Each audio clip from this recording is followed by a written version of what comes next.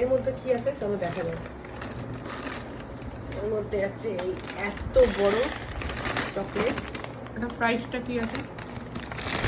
এর প্রাইস আছে 1 KG, price 2499। এই একটা খাবার, আর এই যে খেজুর, আর এখানে আছে দেখা, এখানে আছে প্রচুর খেজুর। থার্ড এখানে আছে 2 প্যাকেট করে।